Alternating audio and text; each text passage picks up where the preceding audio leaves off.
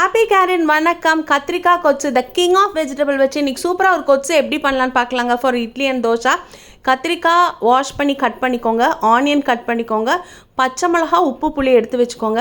அப்புறம் ஒரு பாத்திரத்தில் அரிஞ்சு வச்சுருக்க கத்திரிக்காயோட பச்சை மிளகாவும் சேர்த்து அளவான தண்ணி ஊற்றி நல்லா சாஃப்டாகிற வரைக்கும் குக் பண்ணிக்கோங்க.